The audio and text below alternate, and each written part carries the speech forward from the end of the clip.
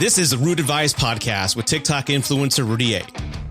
Divorced after 16 years of marriage and single at 39, I share my mistakes and experiences to help your marriage, improve your dating life, and prepare you for life after divorce.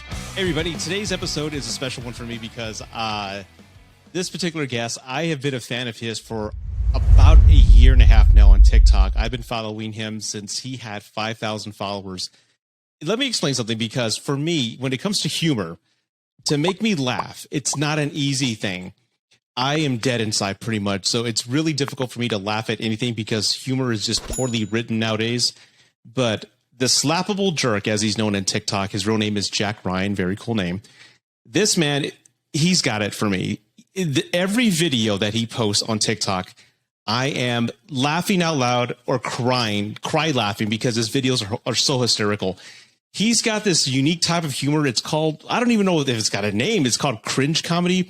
But every video is difficult for me to watch. And every one of his viewers, if you read the comments in his videos, he has been known to trigger women's fight or flight. My girlfriend herself cannot even watch the entirety of his videos because they're just so cringe. But it's so well made. And like I said, the comedy's there. These characters feel so authentic. He's got characters such as the vampire landlord. Vampire landlord, the nice guy, the groomer with a 19-year-old girlfriend, the kid who's destined for jail. All these characters are just hysterical. And again, he just celebrated over 1 million followers, I believe, a couple months ago. So bravo to him. And that's how popular he is. There's been other creators that are who can't watch his videos, so they've blocked his content because they just cannot watch him. They're that funny and that cringy. But I love this guy. And we have a talk about what he was doing before TikTok. Believe it or not, he was a lawyer before TikTok. And then COVID happened and he decided to just let his artistic flair come out. So thank you, COVID. But this guy is amazing. He's a wonderful talent. And I'm serious when I say this. He's destined for greatness. He's going to be on Netflix. He's going to get caught on maybe SNL, Saturday Night Live, something. He's just destined for greatness, and I just cannot wait to see him grow as a comedian and as a creator. So without further ado, everybody, here is Jack Ryan, a.k.a. the Slappable Jerk. I am starstruck, and I am so glad to have this guy. Oh, my God. Well, first off, his name is Jack Ryan, one of the coolest names ever. Oh, Jack Ryan, yeah. And also known as the Slappable Jerk on TikTok. How you doing? Great, man. Thanks for having me on. What happened to discount Austin Kutcher? What you were known by that for a while, right? Oh, okay. So originally, on TikTok, you have the username and then you have like the nickname on top. And a couple weeks ago, they reverted back, and that's a whole nother topic, but they were having the nickname appear in the comments. And it was so fucking stupid. But anyway, when I first started my channel, I was originally called actually I'm forgetting the name already. It was a social studies kid. Okay. And I was going to do like weird, like history, comedy type of videos. And then I started getting into my shtick, which is all like the piece of shit characters. And so I was a little worried, like I wanted to do like a nickname, have something different, but I was really unfamiliar with the whole online world. So I was like, I can't give out my real name. And someone's going to like come and try to track me down. But over time, I realized you're not that important, asshole, and people don't care. So when I got to 1 million followers, I was like, you know what? I think it's going to benefit me if people start knowing my name, because you never know. And we all want to keep growing, and and that might come in handy for people to actually know my name. So I did put my name, but now people are like, oh, is that a fake name? Or are you a big Tom Clancy fan? I'm like, no, that's actually my actual name. So there's a lot of confusion going on lately because it's only been like a few months I've had that up there. But yeah, it is my name. That's a cool name. And I guess it's with your humor, you have so many characters. Like even right now, before we hit record, you're setting up the camera and I go, is this a skit? Is he doing something? Is this a bit? I don't know what's the real you. So a lot of people tell me that when I go on live and stuff. They think like, oh, is this a character? And I'm like, no, this is me. I'm sorry. That's it. We're a pretty inept person, but we had a whole fucking thing with the camera. I'm 30. How old are I'm 45. 45. You look great. You look Thank great you. for 45. Thank you. And even though, we're not ancient, it's still some of these Gen Z kids are just very, very savvy with all the tech, and I'm still it's still a process. At least I was the kid who I was a kid setting up my parents' VCR and cable, and I've always liked to just go in there and break it apart and put it back together. So that's just me. And I've known you got to keep up with the times because, technology is just kind of just flying by us. I mean, you're 30, I'm 45. I remember there was no internet at one point, but just there was yellow pages, all these things. And now we have everything at our phone. So things are just flying by. But going back to you, I was telling him before we hit record, everybody, that he's the only person, there's only a handful of people that actually make me laugh out loud and cry. Like, if you got me cry laughing, you got me. And you're like one of you, Larry David, and maybe some old Steve Martin, movies from the 80s are the only ones, like The Jerk. I love The Jerk movie. I don't know if you've seen that. Oh, yeah. I love The Jerk. And I want to say, dude, I mean, putting me in the same sentence as Larry David, please do not insult Larry. No. but all seriousness, thank you so much, man. I mean, that not only is that just a major compliment, but I love, Curb Your Enthusiasm. It's my favorite show of all time. It's amazing, and it just the situations he came up with, and it's a big inspiration for my type of comedy. It's cringe comedy, weird situations. So just having that people get where it's coming from is really awesome, and just really cool. Thanks, man. Really with all sincerity, yes. I love laughing. I grew up with laughter. Mel Brooks was one of my idols growing up. I love all of his movies. I think Blazing Saddles is a classic and should be renowned. I hope it doesn't get canceled one day, but that's one of my favorite movies of all time. So I love laughing. But I have to ask, how do you do this? Is this something you've had since a kid? Have you always had this sense of humor? Because I know what the struggle is like for me being a creator on TikTok. I struggle with ideas. There's times I don't know what to do and I go into a slump. And as a creator, I sometimes get depressed. I got writer's block. I don't know what to do, but you every day you are just knocking it out of the park. Have you always been this way, or are you a professional writer? How did this happen? It's kind of funny. It's kind of a long story, so I'll try to not make it so long. Ahead. No, go right ahead. I'll just start talking. Yeah, I love hearing myself talk. So it's perfect. I in high school and stuff, people thought that was funny because I would like telling stories and. Just kind of, I used to kind of mock some of the teachers that were kind of, mean to us and stuff like that. Yeah. But, I actually, and this, I went the path of, I didn't really know what I wanted to do, but I honestly do like communicating with people. So I decided to become a lawyer. And, wow. And I did that, and I still am one. But I think it was just kind of I've always wanted to be a creative person. I've always written for fun. And I think that just doing that job, because now I'm an independent contractor, I make my own schedule. And, nice. I can do whatever the fuck I want now, which is great. But I was working, the not 9 to 5. It's more like an 8 to 6, 8 to 7 and at a firm. And it really it was just kind of a bomb, waiting to go off, where I really felt like I really wanted to just release my creativity. And it was during the pandemic where I was at this firm and I thought that everything was going smoothly. I loved the firm, small firm. I thought everyone had each other's back. Once the pandemic happened, backstabbing. Everyone was out for themselves, and I was getting threatened to get fired almost on a weekly basis. If anything went wrong, because cutting people was on everyone's radar. It was crazy. Yeah. It was crazy. Yeah. And I realized, this job that, I went to school for years for, and, had to be a slave at the first firm I started and got up. I mean, this isn't certain. I always thought it was certain and stable. And I was like, this isn't stable. I'm like, fuck it. I'm going to do TikTok because I want to do some type of comedy thing. And that's what I did. I said, if they find it and I get fired, I don't care anymore because they're going to fire me anyway. And then that's really where it started. And I had a channel. I had no idea what I was doing. I deleted that channel. It was, I had no idea because it was just growing pains. You know, I had to figure out what I wanted to do.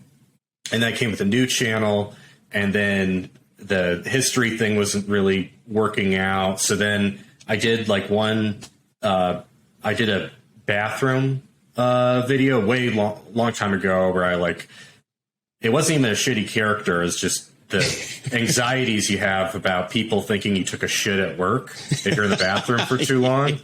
And that was the first video that people actually saw. And then I just decided like, okay, I'm going to do these kind of weird situations and do these kind of shitty people. And that's just kind of how it happened. And I've just been loving it. You know, I love doing it. So, but as a kid in high school, were you the funny guy in class? Like, was this humor always part of you, or just something that you had inside and finally, because of the COVID and your circumstances, it kind of surfaced? Yeah, I people thought I was funny in high school, and I wasn't like my wife jokes with me and she says, "Oh, you were the class clown," but I hate that because it's just such a kind of a douchey. You know, you get this image in your mind of this kid who's just like kind of an asshole, you know. But no, there were times where I was a little bit of an asshole. And we've all been an asshole. We've all been there. And in high school I did. People did think of me as a funny guy. It's kind of funny. I don't know why. It was just stupid. I took a Hustler magazine, not a Playboy, a Hustler. And if you know the magazines, they're very... There's a difference.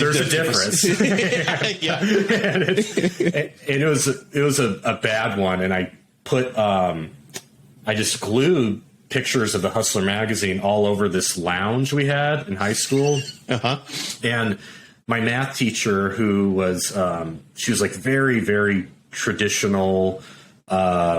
she was a very, very traditional Christian woman, and she came in and she started crying, and she made a comparison. Some teacher who I was more friends with, who was, he said like, this lady told me that she thinks that you're Satan, and like she literally like thought, and she just was just so appalled, and I got like some sort of detention or something from that, but well deserved. It was worth it. And over time, we actually became friends because I kind of felt bad about how upset she was, and then she kind of, knew me on a more personal level and realized that I wasn't the Antichrist. But that's just kind of one example. So to answer your question, that long-winded rant, yes, I'd say that people did find me funny. I did do funny things. It's just, and you have all these, not to get all,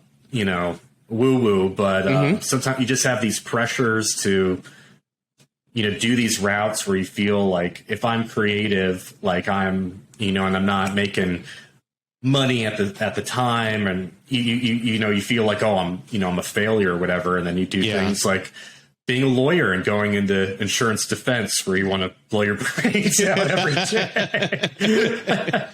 Well, that's a testament to you, because there's a lot of people I've known myself that are caught up what they think they're supposed to do.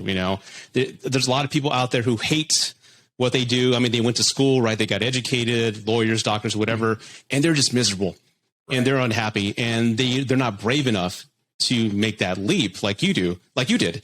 So that's a testament to you as well, because again, some people would say that's forever. I went to school, I spent, X amount of dollars to become a lawyer.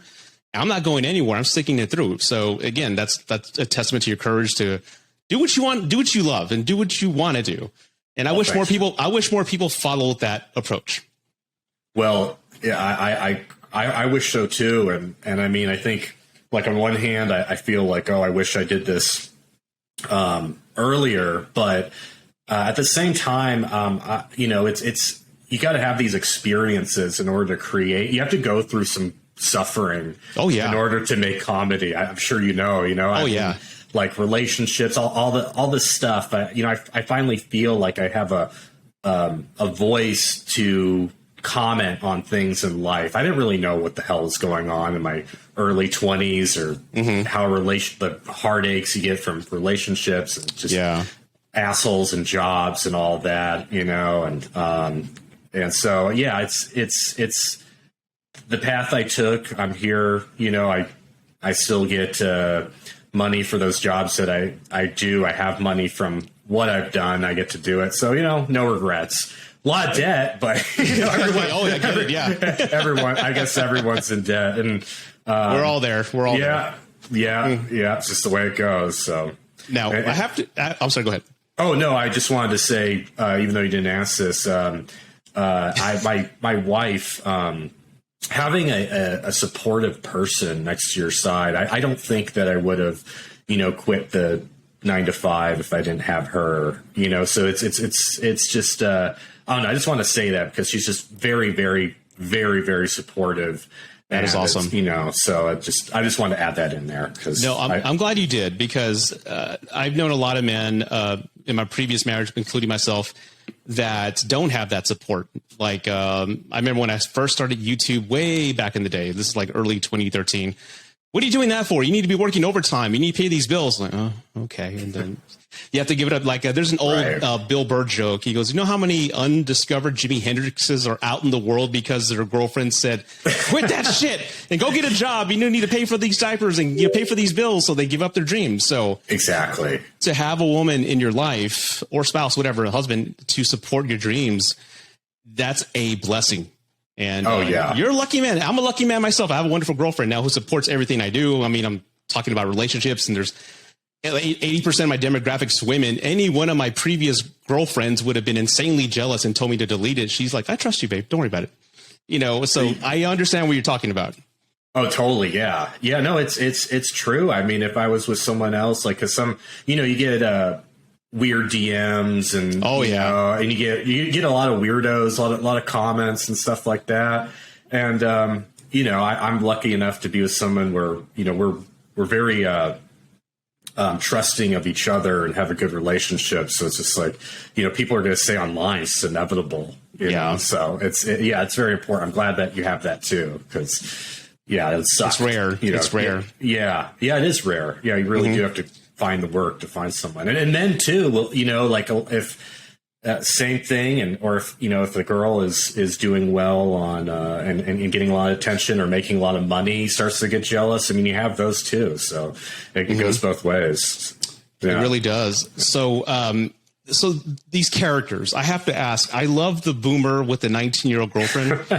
I love it. And, what I found funny, again, I've been following you since you had like 5,000, 10,000 followers. I've been following you for a very long time.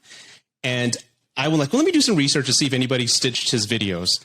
And I was shocked. I was laughing out loud. I was shocked to see that there's many women out there that have said that you've triggered their flight or that's watching your videos. I'm like, that's unbelievably funny. And they're serious too, but they know it's a joke. But I showed these to my girlfriend. Is this true? She's like, yeah. Some of these characters, like some of the men that have hit on her or some of her ex-boyfriends. So it's just how do you come up with these characters? Are these people that you've met, or you just create them in your mind? The thing with that character, because I've had the boomer. Yeah, the boomer. A lot of people, ask me, oh, is it because they bring up the fact like, oh, it's so gross because you picture this old guy with saggy tits and all that, like hovering over a 19-year-old. And I said.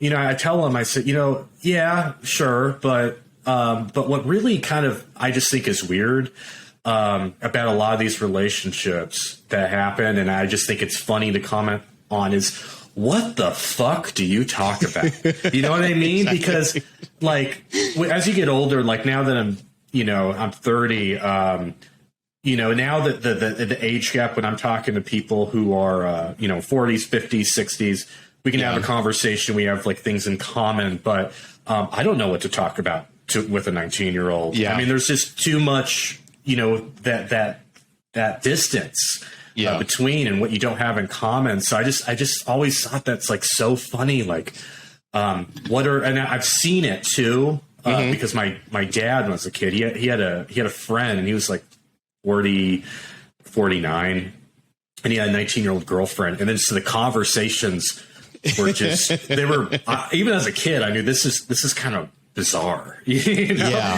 And you know, I know there are exceptions, and you know, so I'm not saying for everybody. And at the end of the day, it's like, if it's consenting adults and it's like, I don't give a fuck. I really don't give a fuck. Everyone's like, you're bringing this to, you know, attention. I'm like, no, I don't give a shit. I'm just trying to be funny. You know, I just think it's really awkward. It can be really cringy and funny. And so I think that more than anything, more than like the way they look, it's more about, you know, just what those conversations, just having that nothing in common. So anyway, it's there's a lot to talk about. and also it's like 90 Days Fiance. There's a lot of material there. A lot of weird. You can just see how they interact. It's really bizarre. Yeah, it's funny because one of your first videos, like when I was divorced at 39, I was married 16 years, right? So I'm single, 39. I'm like, I haven't been single since the 90s. Like, how? What the hell is this? What's going on? Everything changed. And I remember at 39, younger women were attracted to me. They wanted to date older guys. I'm like, okay. So I was dating one that was 24, 23. And I remember watching TV and go, hey, look, the Three Stooges are on. And she didn't know what they were. And you did a video about that. Hit close to home. Yeah, I'm like, I don't want to say anything. Do you take her to Chuck E. Cheese? Hey, at least she could drink. Yes. Because to me, it's like, well, when they turn 21, it's like, okay, you can go to bars and stuff. But to me, it's like going to a bar with somebody. I could not imagine. I can't imagine that either. Like, oh yeah, she's too young. Like, Jesus, is that not a sign? You know? My God, I so know. He's 23, 24. You're getting least. this one. 25 is, I think they say that's when your brain fully develops. I mean, I think mine is still developing. But, same here. You know, it's constantly gelling and all that. But these characters, like you said, your dad or you knew somebody when you were younger who was like the boomer with a 19-year-old girlfriend. But all these other characters, like, where do they come from? I have a theory. Like, are you a people watcher? Do you and your wife go out and you just study people and just take notes? That's my theory, but am I wrong? Well, I have met a lot of people being a lawyer, because you're taking depositions and you know, just meeting with crazy clients and all of that. So you do interact with all different types, which is really great. But I do think, I don't like to, you know, say like, oh, I'm not like some fucking, you know, psychologist. I'm an armchair psychologist. No, but I do have a kind of a knack at kind of figuring people out, just kind of where they're coming from. So I do feel like I can say that I can figure out where people are coming from. And so, you know, just interacting, and a lot of these characters too, it is kind of based on some behaviors I've seen, but a lot of it too is, it's an exaggerated version to make it more funny. Like there's no real, like, this guy who's out there. You know, I don't know if you're familiar with that character, the guy who is like constantly trying to, you know, get money in lawsuits and trying to get in arguments with people. I didn't see that one. No, I didn't. He that was a character that was pretty popular for a while. It was maybe there's one video that got a ton of views, is on the plane where he's wants to sit in between the couple and he refuses to. and you know, and people were asking me like, you know, where did you get that inspiration from for that character? Because it's kind of like he's one of the worst ones. He's always arguing with people over nothing. And I actually got it from someone who I really liked, but I just kind of morphed it into somebody who would be like really hateable. So it's, some of those are instances where it's based off of someone who I actually really like in real life. But I thought, what would be like the shitty version of that? One example actually that I was just telling my wife the other day is, do you know this stranger, the guy who does I couldn't notice, but you're the creep that just wanders on up to women and asks them out. And those mannerisms where people are like, oh, that's so creepy, with like you're sucking in, that saliva, and you're like thinking of some creepy thing to say, it's those mannerisms were actually based off of a law professor who was the nicest guy in the world. He was the nicest guy in the world, and he would do that. That's just is kind of like his tick. But he would say something like really nice, and he was one of the best teachers, and he taught something that was so boring and made it interesting. But I thought, if he was an asshole, that would just be so revolting. So I thought, okay, I'm gonna use that. Okay. So that's the formula: a person, and then turn them into an asshole. For some of them, That's awesome. And then sometimes it's the opposite, because the boomer character actually, the real boomer who was friends with my dad, he had he was just one of those guys who, he would tell stories, and like you knew it was all bullshit. Like I saw the biggest guy in the room, and I finish fights. I don't start. He was one of those guys. Yeah. Just fucking his inflection, just everything about this guy was awful. And I wanted to do with the boomer is that he's like, and just so there's no like, also because people love to, think like assume the worst, but he's not. He's like a nice goofy guy. He's just very immature and he has his growth is kind of stunted. I try to do something like that. So I tried to make him not so much likable, but he's not like an abusive asshole. He's just he's just kind of like this goofy guy has no. He's not self-aware about how ridiculous it looks. He's out with a 19-year-old with the fucking convertible and all of that. Yeah. So it's authentic. It comes off very authentic. And you can see it in the comments. I read, because when I'm laughing out loud, I'm reading the comments, and there's so many women, including my girlfriend. They're like, oh my God, I can't watch the whole thing because it's so real. So I think that's a great formula. You just kind of like taking a regular person and just, making him like you said, he's not self-aware of how ridiculous he is, and just making him be in his own element. And I think that works. So I think that's what you're doing. Yeah. Kind of complicated too, right? Because if it's just, I'm an asshole, I talk like asshole, I have shitty voice. It's not, it's like, I mean, and not to say that I'm creating this like HBO, The Wire, The Sopranos content, but I do want to make a point, and I don't know if you agree with me, is that I feel like it's just television and movies, a lot of it's getting ruined because these characters in these shows and movies, they're not complicated at all. It's just like good guy, bad guy. Yeah. And it's really getting away from real life. I feel like Mad Men was kind of one of the last shows to do that. Don was. I never saw Mad Men, by the way. I know. It's like I've heard people talk about it so much. It's like I feel like I've seen it already. Like Don Draper, right? He's like the man. I hear it. Yeah, I know what you mean. I have those shows too, where it's like, shut up. I know what you mean.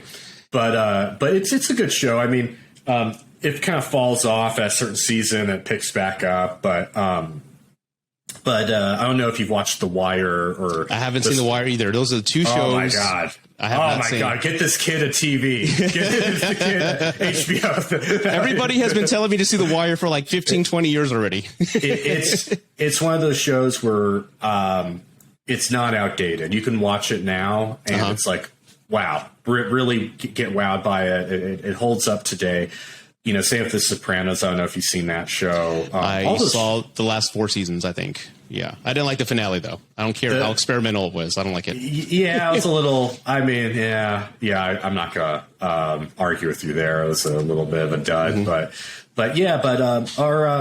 these shows where, there's nuance, there's good things about them, there's bad. I'm not seeing that. Yeah, which I can kind of see your point, because I know there's like what's the big take right now in movies? It's all comic book movies. That's those are the movies that make money. I'm sorry, and a lot of them feel like they've gone through the Disney corporate checklist. So there's no authenticity to it. It's not. It makes these characters like unrealistic, and you can't relate to them. And this is maybe I'm kind of going off on a tangent here, but I think that it's great that they're adding more different people, people like, Black people, like diversity. Diversity. I'm all for that, but make them like real, because then it's not relatable. Like if it's like, okay, I'm going to have a Black person or a Latino person here, and they're going to be the good guy, and everything about them is perfect. I mean, that's not a real character. You're going to really relate to them on a level if they're kind of shitty, because we're all kind of shitty. You know what I mean? Yeah. And I think that is like way more powerful than people. That does kind of make a change where now everyone's perfect. Yeah. Have you seen that movie, Everything Everywhere All at Once? Yes, and I one of my reviews I type in for someone who's dead inside. I actually felt something. I felt joy for a moment, and that tear came down my face. This is what I wrote. I loved it. I loved it. Great. I loved it. It was so refreshing to see, and different. And the woman, the main character was flawed, but we still rooted for her. We could connect with her, and it kind of presented as somebody who would be kind of invisible to everyone on a daily basis. You could actually relate. It's like that's how you do it. It's not just like we're going to do a movie with Asian people and we're going to make them all perfect, and then everyone's going to then love Asians, and that's what these corporations think they're doing, and it's coming off really cheesy and just lazy and just shitty writing, and that movie was fantastic. So. Yes, that's why I kind of stepped away from Disney, because I know the remake of Mulan, that was the same thing. She was like the main character, but perfect. There's the argument, I guess, with Rey Skywalker. I don't know if you like Star Wars or not, but Rey was like a perfect character. Yeah. And I'm a minority. I'm Hispanic. And I remember I've had this conversation with some of my other YouTuber friends. Like, I never want to see an Hispanic Captain America. No, there's plenty of other characters out there that are Hispanic that bring them out, but I don't want a Hispanic Captain America. That's just so unauthentic. And I know the corporations are really just kind of throwing me a bone, or us a bone. Like, hey, check this out. We're doing something for you, right? Retweet, Right. No, I can tell when it's just for play and when it's real. And you're right. The Everything All at Once was one of those movies where I loved it and it felt real. And I totally agree with you. Yes, there needs to be more of that. Like some movies that come off the top of my head that are like good stories with real people. I don't know if you've seen Chef. That came out a few years ago. Oh, yeah. Yeah, that was a good one. And The Judge with Robert Downey Jr. and Robert Duvall. Those are two great just human stories that I enjoyed. But they don't make those movies don't actually make any money anymore. That's probably why they don't do them. Right. Yeah. Yeah. And I don't know if they're I mean, I think the real reason why all this cheesy stuff is going on is because everyone's listening to the managers at top and they don't know how the fuck the real world works, and they're like, this is what people want. It's like, no, we do not. Yeah, we don't. And that's why I think The Wire, like that show, it's almost an all black cast, but every single character, you really, I mean, it's a great example of, a really good show where like it has good representation and good characters, and not just some guy on top just being like, we just need to throw him in, because because that's what people want, or even though that's not what anybody wants. I mean, it's good to have them in, but like I said, you have to have good characters, not this lazy, shitty writing. So I totally get it. Well, let me ask you this, going to humor, because again, like I said, I grew up in the 80s where Mel Brooks, there's a lot of jokes, that I love. A lot of them are toward, Jews and Germans and all that. But that's what makes Mel Brooks movies so fucking hilarious. Right. A lot of that humor couldn't be replicated today. And like, for example, I know there's a talk that I've heard, like the movie The Hangover, it came out, that's one of the last films that had kind of raunchy humor, because before that they were super bad. Tropic Thunder, they put Robert Downey Jr. in blackface. So there's this type of humor that I love, but is no longer acceptable. Like when it comes to comedy, and again, you're a funny guy. Have you ever had struggles with, is this going to offend people? Or like, do you ever have those like struggles when you're writing out a character? Oh, definitely. Yeah. I've definitely had, some thoughts about, if I'm going to comment on, race or some topic where someone, things that I shouldn't be commenting about. And I think that like, as long as people know the humor behind it, my intention, I mean, there's always going to be people who aren't going to understand, but if like you watch my content, like what I'm saying. A lot of people got offended by that Plantation video because they I don't know if you saw that. I haven't seen that one yet. I was making fun of people who have plantation weddings because I just think I went to one. It was a very creepy experience. No, it really was. I didn't go. I didn't go to a wedding. I just went to visit the plantation, and I was like, and my whole belief on that is have the places. I think it's really important to have these places as historical monuments keep them, because when you go there, you can. I mean, not to sound woo woo, but I can feel it's a bad vibe. It's a creepy vibe. It's these places that are so beautiful, but it's like history. You really you see the cabins and the slave quarters, and you really get a sense of like, oh, this is really fucked up, know. And so that's my whole stance. Keep them up, but I just think the whole wedding thing is just it's really weird. Why would you want a wedding there? It's just really bizarre. So I did a video on that. And people were like, you shouldn't be commenting on that and stuff, and you shouldn't be.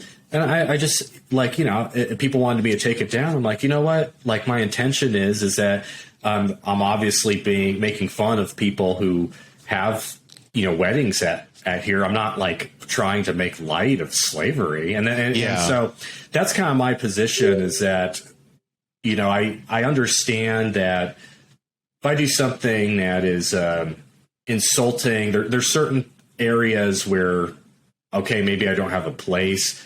But like that instance, no, I'm not going to just not do something because it was a funny video, I mean, I do have those things in mind. There's certain things where like, I'm not going to go in blackface and pretend I'm a black guy. I think that is crossing the line, but making a commentary on what my own people do that are really cringy, like the white savior, for instance. I'm going to comment on that. And I feel like I have, a perspective on that. It could be funny.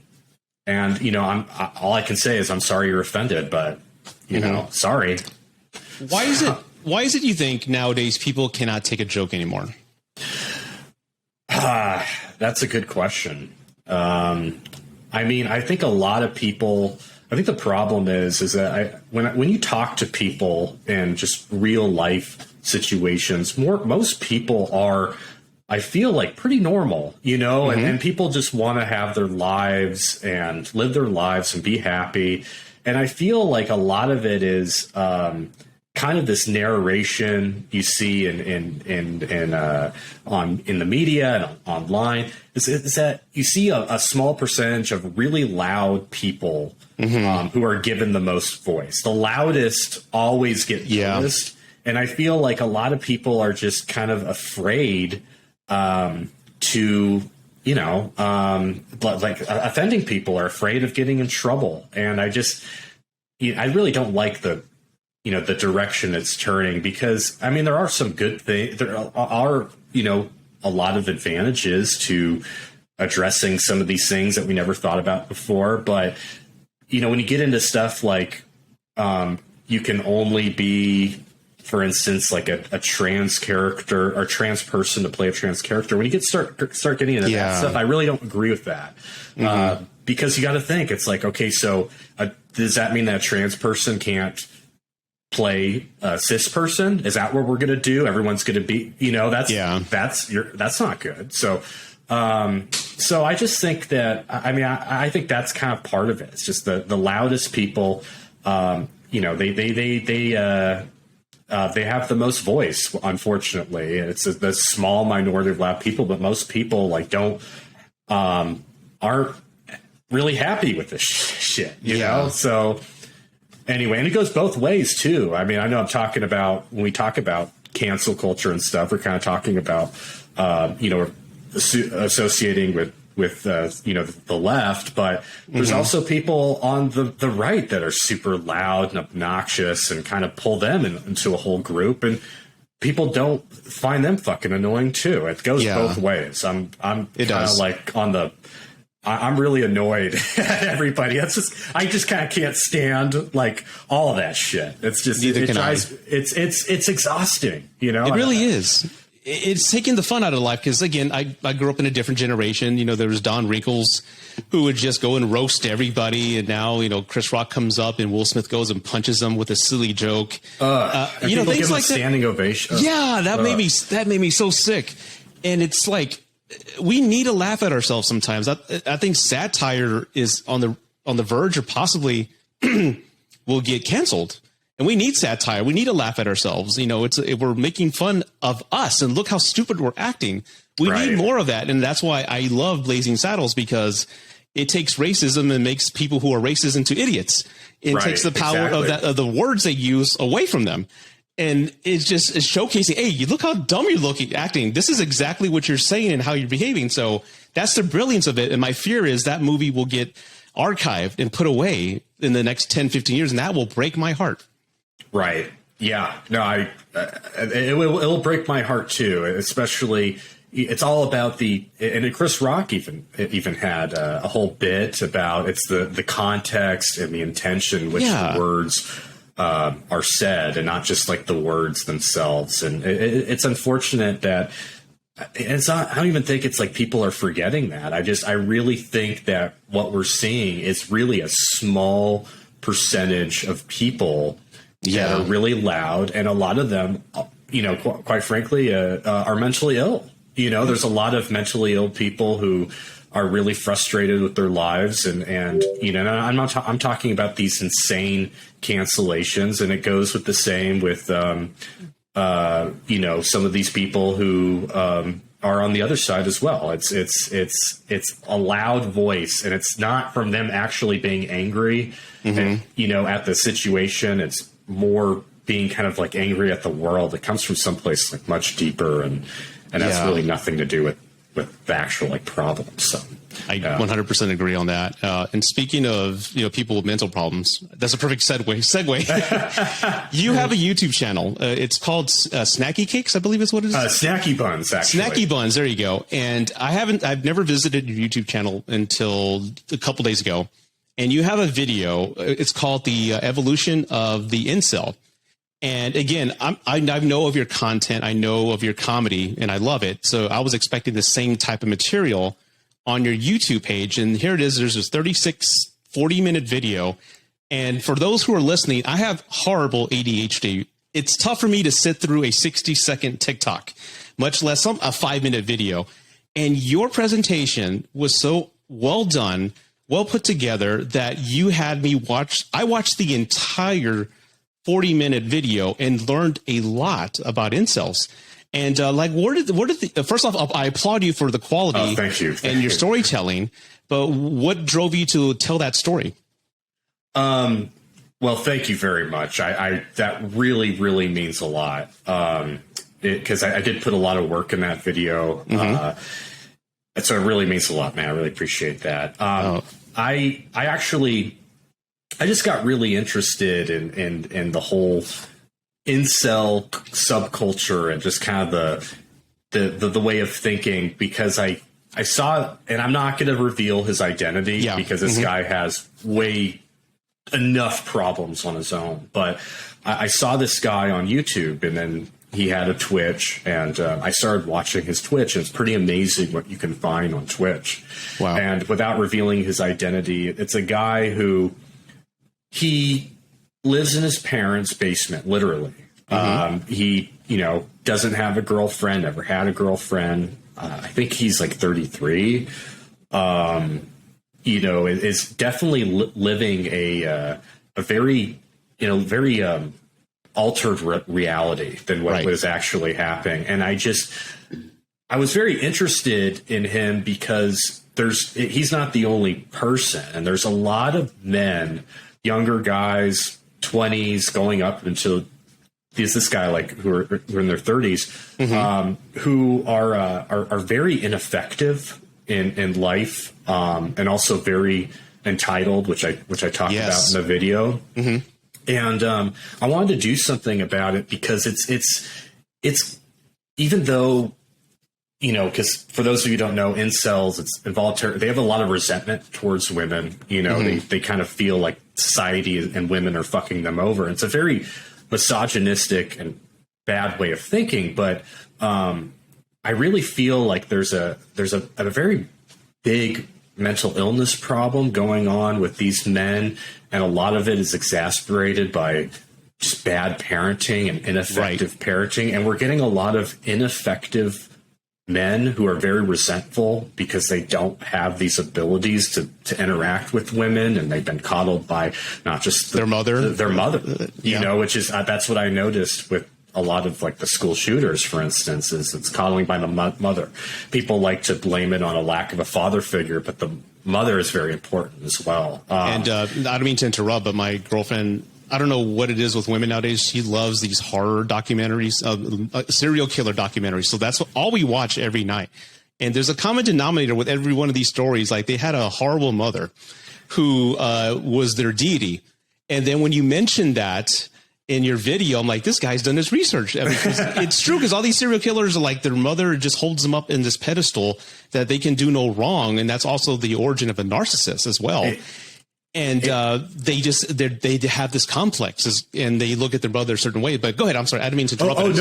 No. I'm glad you mentioned that, because it's exactly right. When you are coddled by your mom, you look at your mom as something else than other women. But at the end of the day, it's like, she's a woman. And I mean, obviously, it's not like when I'm looking out for women, hey, you remind me of my mom. That's sick. That's not what I mean. What I mean is that you can't look at your mom as like, oh, she's the nurturer, the one who coddles me, the one who will be there for me, and then the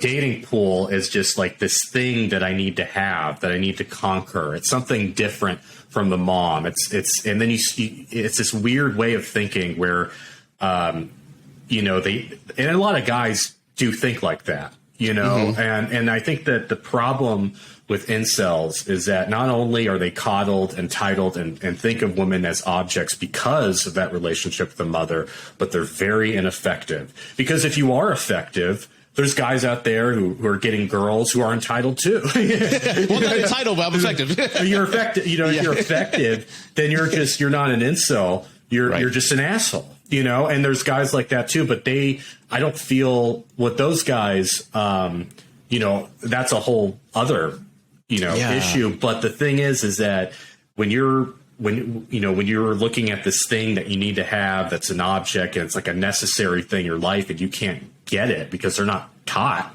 the proper tools. They have a mental illness. They need help. You get really, really resentful. And a lot of them are killing themselves, angry, going on these stupid forums. And so, and even more so, some turn into mass shooters. And I think that whether or not you feel sorry for them, I mean, I wrote a fucking whole story where I'm, talking like them and making fun of them. So I don't really feel that sorry. But at the same time, it's kind of a problem that I don't think is going to be going away, because I keep seeing this, and I really do think that it's rooted in this parenting. I really do. That's making these boys really ineffective and really entitled. So I just wanted to do a video on that. I thought it was interesting, and it's like if they don't turn into a mass shooter, I mean, suicides. It's there's proof in the pudding. The suicides and men this age are way up. So there is something going on here, and I think that's kind of where it stems from. So. In my space, I know our content on TikTok is totally different. I talk about divorce, dating, and co-parenting. I do still see incels in the red pill community. I'm pretty sure you know what the red pill community is in the dating. I know they're different places and they come from different areas, but there's hate. The common denominator is hate. And there's a lot of men and women out there, of course, but I'm talking about the men right now that had their heart broken by somebody they loved, or they think they were the most amazing husband in the world, and their wife left them, whatever the case is. And now they just have this hate and contentment for like their previous partner. And I talked to a lot of them, and when I go live and all that, and a lot of them don't want to take accountability for not being a good husband. And like a lot of them believed, hey, we got married, vows are vows. I can be the shittiest guy in the world. She can't leave. And I'm like, tell me you're fucking joking. They just had this idea in their mind that once they had this marriage lockdown, they couldn't leave, so they can just be whatever. And there's always this quote like 80% of marriages are filed by women. I'm like, well, maybe 80% of you aren't worth a shit and not just horrible husbands. You ever think about that? I mean, I'm pretty sure there's horrible women out there, but take some accountability. And a lot of them say, well, I'm a nice guy. Well, being a nice guy, you need to discover that. And you need to work on your attributes, your social engagement, maybe your appearance. If you feel uncomfortable about your weight, lose weight, get braces like I did, take care of yourself and learn how to function in society. But a lot of them just feel like it's deserved. And that's scary. Right. Yeah. And I think that comes from, parenting, because they kind of see, I mean, at the end of the day, if you're, I'm 30, I'm not going to be blaming there's only so much you can blame on your parents, but where does that all stem is, they're kind of thinking their fathers, got married and then they act like an asshole, and the moms take it. So, and it can go both ways as well, too, where you learn that behavior and you see the guy who's kind of, for lack of a better word, he's kind of a, what do you call it? Pussy whip. You know what I mean? So he whip, yeah. you see the same thing. But that's funny you mentioned the nice guy, because that's going to be my next video. And I think that the nice guy, like the incels, I really do think if you're an incel and you're online and you're talking about not so many of them are praising Elliot Rodger anymore, but if you have that type of mentality, I really think that there's a lot of shit you got to deal with. There's a real underlying mental illness going on, and there's a lot of things like that's a big mental problem. And the incels, when you really look at it, it's a very small population. Yeah, but the nice guy is kind of a mentality that affects a lot of people. And it really is prevalent when you're younger, because you don't have that experience with dating. And you're also kind of told by society and by, in the media and Hollywood, and Hollywood that, if you're a nice guy, if you're just nice, that you're going to get the girl. And even in Hollywood, I mean, they show these guys who may be rejected or fucked over or whatever in the beginning, they end up getting the girl in the end. So she's got the mean boyfriend, like in The Wedding Singer. There's plenty of movies you can name. Yes, The Wedding Singer is actually one that I mentioned. And it's like really? that. Yeah, and he's supposed to, I mean, it's a funny movie. I like the movie, but it's like, what's the message are we sending to these young men? I mean, of course, they're going to believe that that's what that's supposed to happen. That's their like main character moment, and it's very distracting, not only to women that have to be irritated by these fucking wallowing guys that often become too very judgmental, and it gets very like irritating, but also it's very destructive for guys, because you're putting this you're making this metaphorical woman as the answer to an underlying like insecurity, and you shouldn't be obsessing over a girl. You should fucking focus on sports or music or something. That's what you should be doing in yourself. Yeah, you should be focusing on something. And it's kind of like that. It's funny because it's a funny movie, but Tony Montana is right. You get the money, you get the power. You get the power. It's true. But it's true. Get yourself taken care of first, and it'll all come, because when I met my wife, I was 20. was I 20 or 20?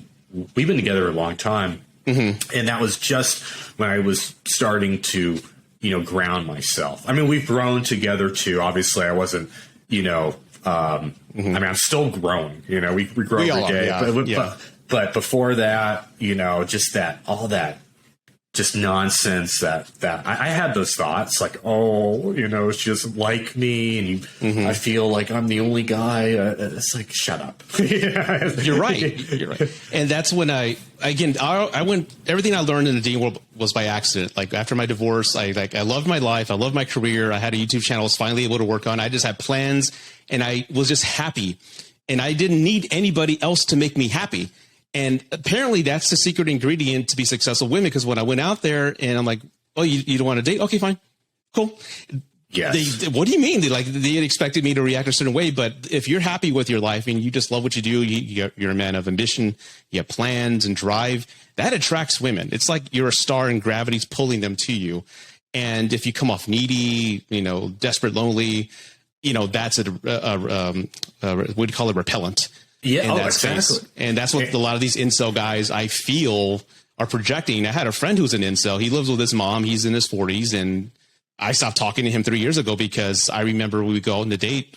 We go out to bars and he started talking to a woman and he started yelling at her. What do you want? I'm a nice guy. Come on, talk to me. You're going to talk to him instead. And I'm like, would you calm down, dude? You're going to get us thrown out. Jesus Christ. But, so when I guess everything you were saying in your video kind of spoke to me. Because it's true. It's well researched. And it's funny, like they do view women as objects now.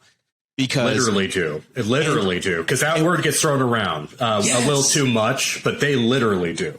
Because thinking like, oh, I think this girl is hot. Yeah. You got the people who, get all uppity. You're like, you think women are, no. That's not it. You can think women. I mean, what the fuck? Come on, lighten up. But no, but they actually do. They actually think of women as this. It's like an accessory, And that's what incels. I think in incels, it's like but the nice guy, because it is more common. I think it's much more of a. I don't want to say it's normal, but it is kind of normal to kind of go through that phase. Yeah.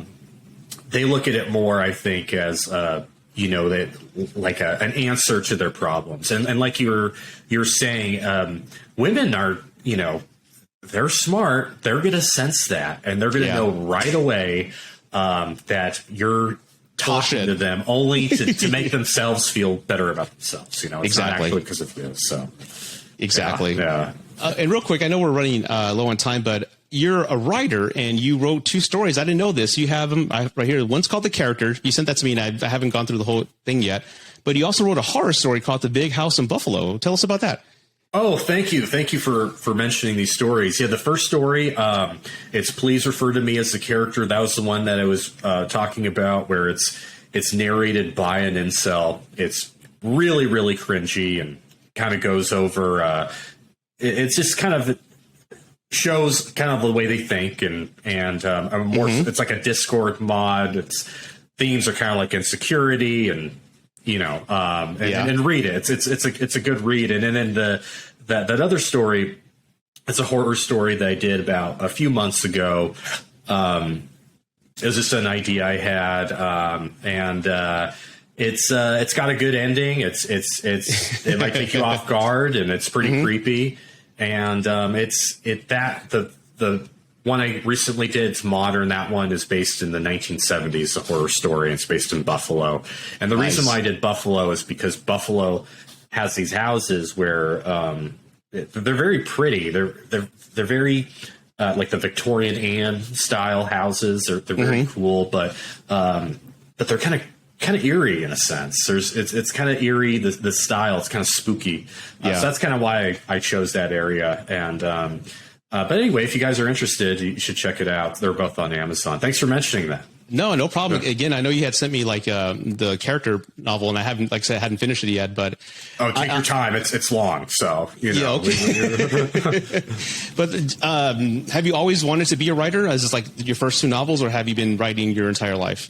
I've written for fun for a while, but I finally just had the balls to put it out with these stories. So I'm going to continue on, and a lot of people seem to like it, and I love doing it.